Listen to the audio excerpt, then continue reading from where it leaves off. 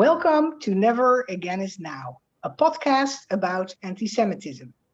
I am Evelyn Marcus, and in addition to being a psychologist, I'm featured in the documentary about anti-Semitism, Never Again is Now.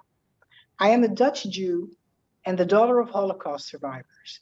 In 2006, I immigrated to the United States because of the rising anti-Semitism in Europe. I am Phyllis Zimbler-Miller, the founder of the free nonfiction Holocaust theater project, TheNedgeTheWedge.com. My grandparents immigrated from Latvia and Russia at the turn of the 20th century to the United States. And in 1970, only 25 years after the end of World War II, my U.S. Army officer husband and I found ourselves stationed in Munich, Germany. Our guest for this episode is Ben Freeman.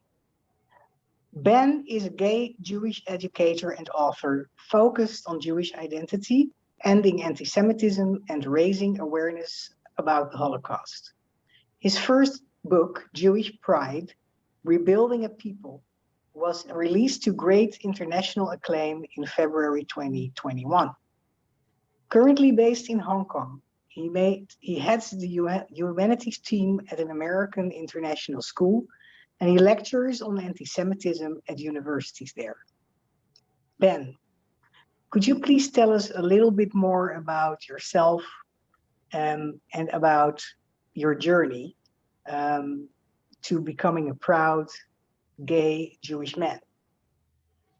Absolutely, my pleasure. First of all, I'd like to say thank you for having me.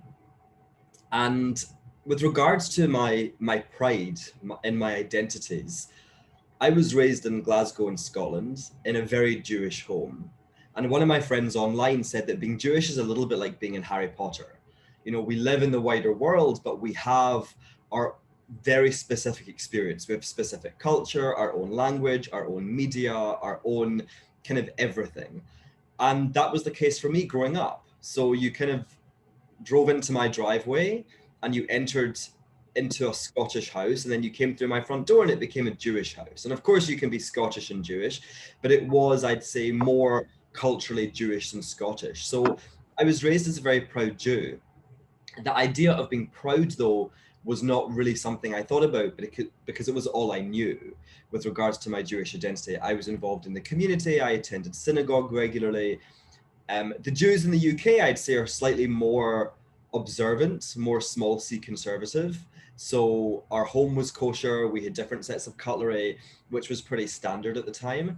And yeah, it was very, very Jewish. When I went to university, my Jewishness was tested because that was the first time I experienced kind of systematic prejudice because I was a Jew. I'd experienced it, you know, kind of maybe smaller examples of anti-Semitism throughout high school, but it was when I went to university, it became really bad. And that was because the University of Glasgow, where I went, was very left-wing. But interestingly, at the same time, I came out as gay, and the people who were rejecting me as a Jew were embracing me as a gay man.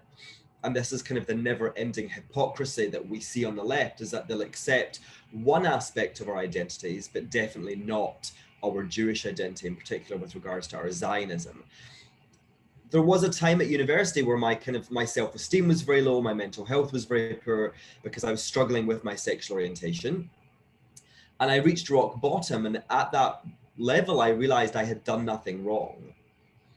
And that was kind of an obvious realization, but it's actually very radical and profound, because when we, as people who experience prejudice, realize it's not our fault, we then can begin the journey of healing. And that's what led me to LGBTQ plus pride.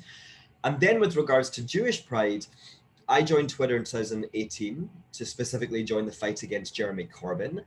And I noticed two things. I first noticed that the British Jewish community really was a model of Jewish pride for the whole world. It was really incredible that we all came together, we stood as one, and we understood that we were allowed and that we should advocate for ourselves. I also saw Jews who could not do that. They couldn't stand up. They couldn't call Corbyn for what he was, which was a racist.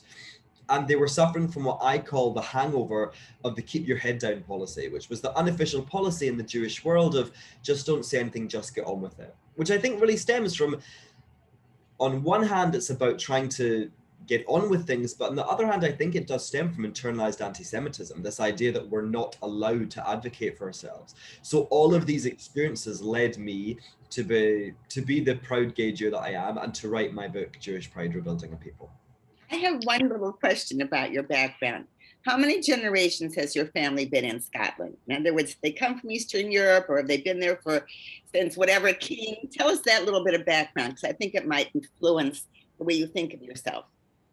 Absolutely. So my grandfather was brought over as a refugee as a baby. So my father was first generation. So on my dad's side, I'm second generation. And then my mother's side, I am third generation, I think. But they came over at kind of similar times when a lot of Jews were kind of moving around from Eastern Europe, as you say. They were fleeing pogroms and they were fleeing persecution. So they were the end of the, middle to end of the 19th century, beginning of the 20th. Okay, but long before the Holocaust. So yeah, long before the Holocaust. That was not something that influenced you growing up. No, but it's very interesting because my father was much older than my mother, and he had me. I'm the third of three, and he had me quite late. He was 55 when he had me. So he was born in 1932, so was 13 when the war ended, when the Holocaust was kind of revealed in all of its horror. And I think that did influence me. That certainly influenced his perception of Jewishness and Jewish identity. And I think that I've always felt I'm an Ashkenazi Jew, or rather, I'd say my recent ancestors are Ashkenazi Jews, but I never felt that was just my story. I always felt Jewish, and I always felt deeply connected to Jews all around the world, including Jews who were experiencing the trauma and the horror of the Shoah. So I always felt very connected to it because I feel the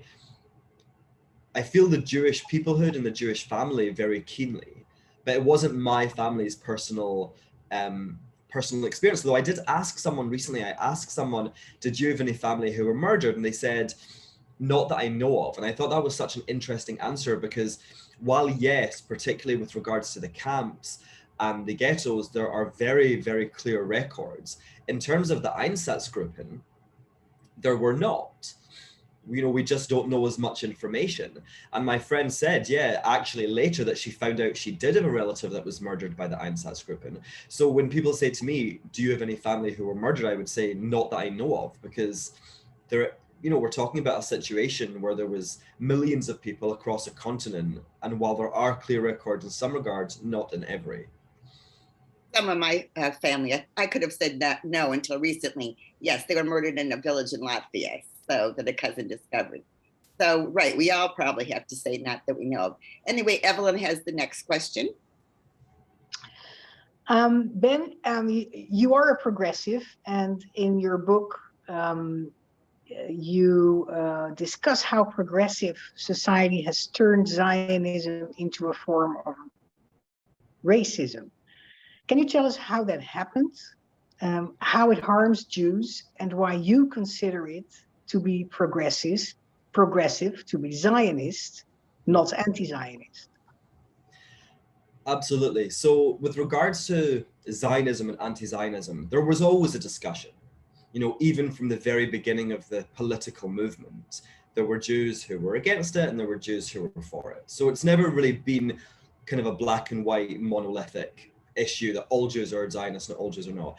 I have a lot to say about the Jews who were not, even at that time, but they were against like kind of a hypothetical. There was no state yet. After 1948, Zionism took on a different face because there was a country. There is a country to be opposed to, as opposed to just an idea. And anti-Zionism, as we know it today, really emerged from the Soviet Union. And it was a part of Soviet foreign policy. And they wanted to continue persecuting Jews. And we have to remember that the Soviet Union is the successor state to the Russian Empire. And the conversation we just had about all of our families moving around, they were leaving the Russian Empire. So there was very aggressive, violent, anti-Jewish hate already in that culture, in that region. So then we have the Soviet Union, and at first they were kind of friendly to Israel, or they were trying to be friendly, and they were one of the countries that voted yes to create the Jewish state with the UN partition. But they started, particularly after 1967, they started this propaganda campaign against Israel, which really framed Israel as the collective Jew. So all of the classical anti-Jewish tropes were imposed onto Israel as the Jew among nations. So it became the most evil country in the world, and that had nothing to do with its actions, it was about its character as a Jewish state. So just like for us, we're viewed as being the center of evil as Jewish people, and it has nothing to do with our actions, it's about the perceptions of our character. And that was a major part of Soviet foreign policy. They had committees devoted to it, they spread propaganda. And in all honesty, when I'm researching Soviet anti-Jewish propaganda, the only reason I can tell it's not from the Nazis is because it's in Russian. I mean, they really mimic each other, and they were really borrowing. They looked from this to the same sources, the protocols of the learned elders of Zion, and it was major foreign policy. And they recruited people from around the world. They recruited some Black civil rights campaigners from the US, like Angela Davis, and it was very successful. In 1975, the United Nations General Assembly voted that Zionism is racism. And that's what they were framing it as. They said that Zionism is racism, it's white supremacy, it's imperialism, Israel is an illegitimate state. That then kind of spread around the world, and it became just part of leftist positions, leftist ideology. And it's deeply, deeply harmful, because we as a people have to start having very clear and honest conversations about our own experience. One of them being, anti-Zionism is antithetical to Jewishness. The nation, so when I'm talking about, and now I'm going to start talking about pre-Zionism, but it's the same core, it's the same root, it's the Jewish connection to the land of Israel. That is our home. That is where we emerged, it's where we created civilization, it's where we created or started to codify our laws, and we're obsessed with it. We maintained our presence in the land on and off for a couple of thousand years. And then when we were expelled through ethnic cleansing, we still maintained our connection. L'Shana Haba'ah B'Yerushalayim, next year in Jerusalem, we celebrate the story of Hanukkah, which is the retaking of the temple. We celebrate the Pesach story, which is our origin story. And where are we going when we're leaving Egypt? We're going to the land of Israel. So we're obsessed with it. We pray towards Jerusalem. It has been one of the things that has kept the Jewish people unified. Because if you think about Ashkenazi Jews in Central and East Europe, and let's say Mizrahi Jews in North Africa and the Middle East, why didn't we split off? Yes, we have the same source books. We have the Torah, belief in God, obviously, as a collective. But why didn't we split off from one another? Why didn't Ashkenazi become totally separate from Mizrahi? And one of the reasons is we were still bound to each other through Torah, through God, but also through land. So the idea that you can separate Jewishness from the land of Israel is just false. And actually, if you try, then it kind of stops being Jewishness. It's just not possible. So when people say, oh, Zionism is racism, what they're saying is a core element of Jewish identity and Jewish experience and Jewish history is either false or it's something that it's not. And I believe that Zionism should be a progressive ideal because it's about decolonization.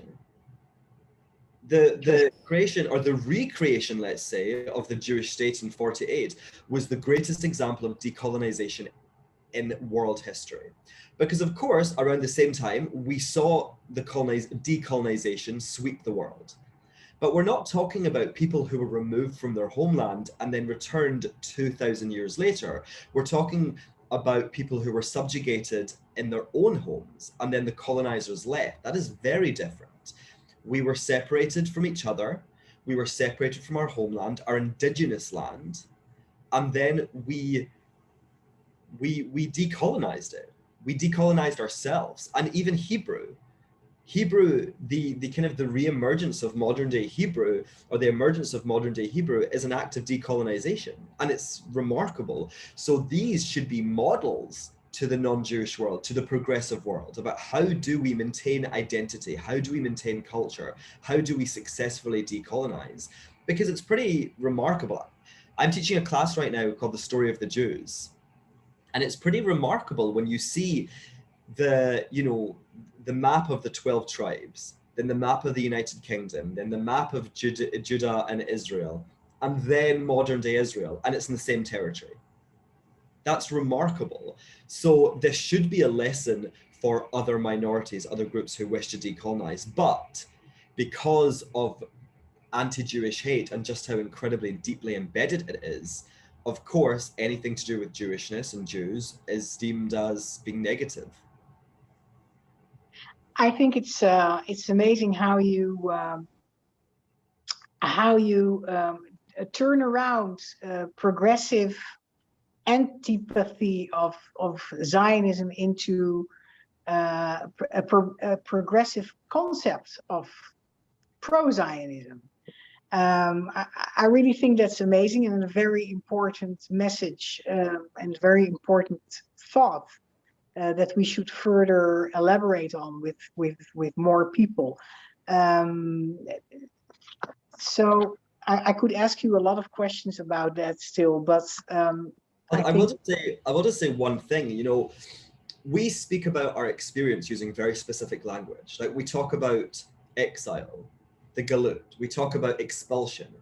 But actually, if we understand those things, and I think sometimes those words, exile, expulsion, can almost sanitize it, because it becomes this historical thing. Whereas what were they? We were ethnically cleansed. You know, what happened when we had to leave Spain after the Inquisition? Well, we experienced cultural genocide and we experienced ethnic cleansing. And I think putting it in language that people understand today is deeply important, even for Jews. So if we understand the concept of indigeneity and we understand, you know, indigenous communities from the United States, from Australia, from all over the place, then it's really important we use the same language to define our experience. Because what does homeland mean? What does it mean when we say, oh, that's our homeland? That can have biblical connotations, which some people can reject. I'm talking about non-Jews can reject as being legitimate. So we're not going to just completely stop using words like expulsion, exile, or homeland, but we have to also understand it. We were ethnically cleansed and we experienced multiple genocides and legal segregations and enslavement. So we have to use language which people understand and that we understand from our own kind of modern context. so Yeah. Evelyn, let me ask the question and then, you know, we'll come back, because it leads into this question of the most recent major genocide, the Holocaust. We know that you do teach about the Holocaust, and we'd like to know what you think is the most important lessons when you teach that can be learned by people, and why do you think those lessons are the most important?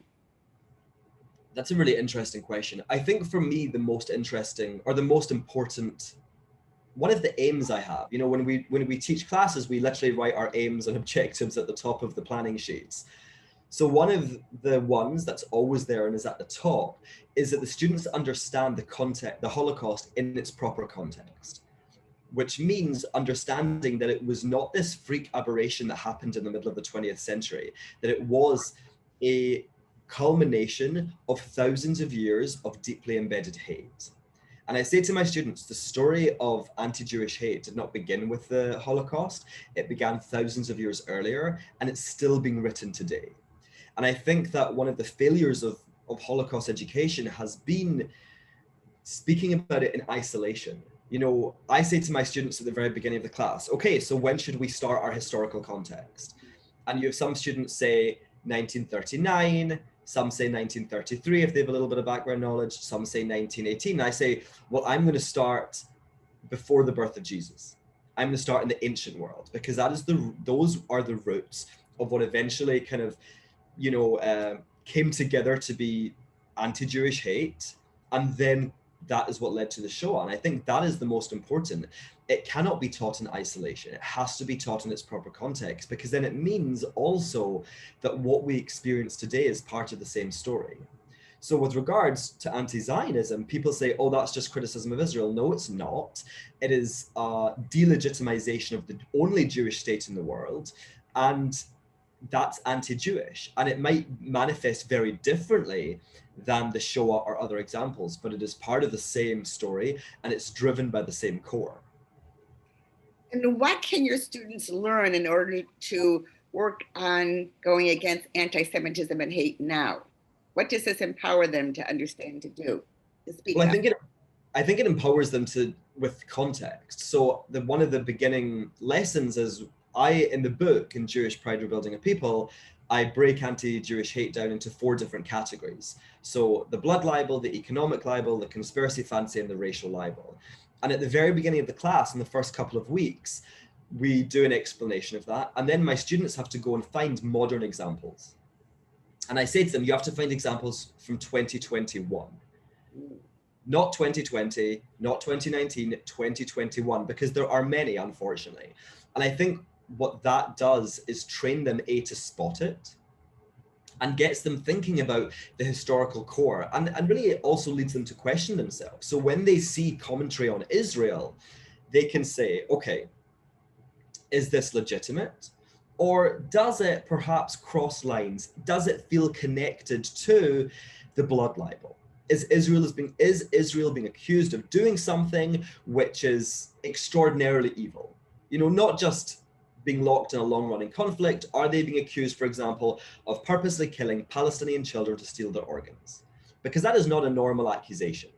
And actually, that's an example of blood libel. So what we're doing is we're training them to be able to spot it, and then giving them the historical knowledge to speak up about it. Because I think that is one of the realities of our experience, is that people just don't know. The non-Jews certainly don't know, but I also think the Jews don't really know either. We're not necessarily educated enough about our own experience from kind of a, you know, it's not, I don't think it's quality education, let's just say. I think that you say that very well. And Evelyn wants to ask the next question. Ben, do you feel that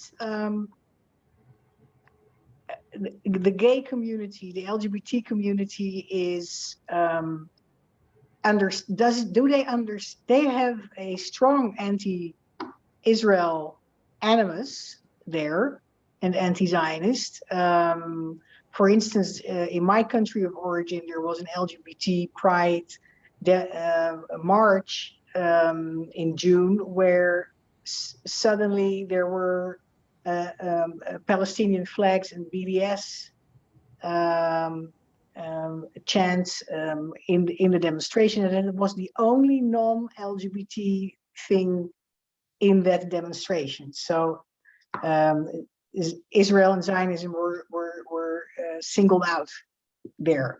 Do you feel in the gay community you managed to explain what the fair attitude would be towards Zionism? I think it's interesting in the LGBTQ plus community because you kind of have 2 camps. I guess you can call them, like, for me, you have them like the party gays or the political gays. And the party gays love Israel. You know, I've got friends who love to go out and party, and they go to clubs and whatever, and they go to Tel Aviv for Pride because it's a huge celebration of LGBTQ plus identity, and it's a great party. So there are some people, you know, one of my closest friends, he always goes to Pride. He loves it. So, and he doesn't have a problem. I mean, that also might be because we're very close friends, and actually we traveled to Israel together a few years ago. So he's seen it from a different perspective. But then you have the kind of more, unfortunately, the political gays, you could say. And it's not as clear cut as party gays and political gays, but to talk about it in that way. And they're very hostile, which is very unfortunate. They're very hostile, and they've really led me not to feel comfortable in LGBTQ plus spaces. Like, I don't actually spend any time in LGBTQ plus spaces because of anti-Jewish hate. And I have LGBTQ plus friends, but we're not necessarily like part of the community because I don't think it's accepted, which is also a tragedy. So you didn't get through to them, I understand. No, because unfortunately, the Soviet Union, they were clearly just amazing marketers. And we also have to say that, you know, the Palestinian Authority, they've done incredibly well for getting their situation to be one of the most important situations in the world, even though actually there are other situations with worse statistics in terms of death, with worse statistics in terms of, territory. But that is, considered to be one of the most important issues and one of the most important threats to world peace. So it's now seen as a progressive issue, which So is you couldn't get through to those, let's say, hardcore anti-Zionist political gay movements, but hopefully you can get through to the receivers of their message. yes, Right? absolutely, and it's just about being loud. I think we have to acknowledge that there's 14.7 million of us. So Bella Hadid, the supermodel who was kind of tweeting very anti-Jewish things in May, she has more followers than there are Jews in the world. Even if we think about, they say, and no one really knows this, but they say 1 in 10 people are LGBTQ+. That's a lot of people. Yeah. There's 14.7 million Jews. So we are always on the back foot in terms of numbers, in terms of representation, in terms of reach. But what we have to do is just continue to shout, not back down, and really model what the British Jewish community did during Corbyn. Just say, no, we're not going to be silenced. We're not going to allow you to frame Palestine as an LGBTQ plus issue when LGBTQ plus Palestinians are being oppressed, are being murdered, and are fleeing to Israel. We're not going to allow that. And it may be that there's a small number of us, but it's about continuing to speak out. And then you do reach people. Is there something particularly important for Jewish organizations to do against anti-Semitism in a progressive environment? And is there something our individual listeners could do? I think with regards to the organizations, it's about understanding the landscape and understanding the language. So as I said, using language which people are going to understand. Indigenous, ethnic cleansing, genocide, these things that we have an understanding of. Whereas if you say, oh, Israel is the homeland of the Jews, people don't really what does that mean? What does that mean to someone who doesn't know the history? So I think that's really important. I think they have to be supporting, honestly, people like me and my friends and colleagues in the community who are by ourselves.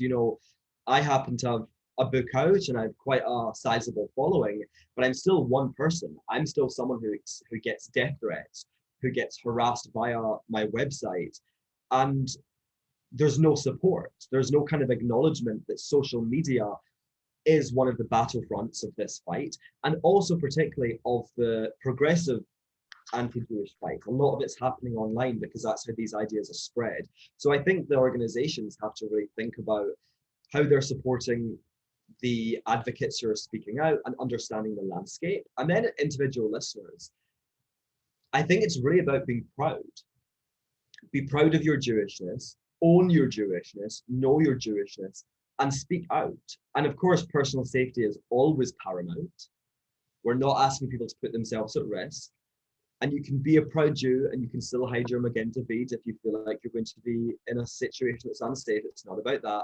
But it's about wear safe, speak out, and know that you're allowed to, because we are always told, be quiet, sit down, now is not the time. And I think that Jewish pride has to be the future of the Jewish people, because not only it raises our self-esteem, it leads us to defend ourselves. And no one else is defending us, so we have to.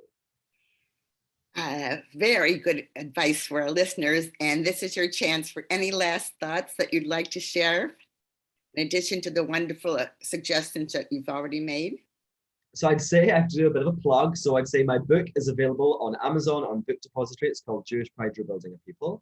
And I would say that, pride is a journey. We often feel like pride just happens, and that's not true. It's a journey. And we as individuals and we as a collective have to deprogram ourselves, because we, especially if we're living in the diaspora, we have grown up as Jews in an anti-Jewish world. And our identities have been defined for us. We have been shamed. We have been forced to kind of warp our identities and warp our understanding of who we are. So we have a lot of deprogramming to do. However, we're doing it together, even though some of the work is individual, we're still doing it as a collective, we're supporting one another. And that is the road to pride. When we understand authentically what it means to be a Jew, understand our experience, our history, our traditions, our values, that is when we kind of attain pride. And real pride that is able to build a barrier against the shame that's always attacking us. So I would say to people, you may feel isolated, you may feel alone, and you have to remember you're not. There is a community, particularly a community online. There's obviously real communities in real life, and we as a collective are reclaiming our identity, and we're building a pride movement that is going to be sustainable and multi-generational. Thank you, Ben. It really, really is wonderful advice. Evelyn and I both thank you, and we thank our listeners for listening. Also, I want to highly recommend the documentary that Evelyn is featured in, Never Again Is Now, which you can see at joinneveragainisnow.com. You can read about my play at thinedgeofthewedge.com. When the video, when this interview is uploaded, I will put information about your book below it to remind people. And as I particularly like when you warn people about not taking, keeping themselves safe when they speak up, because we like to end the show by saying, speak up whenever you can without putting yourself in danger. Speak up against anti-Semitism and hate.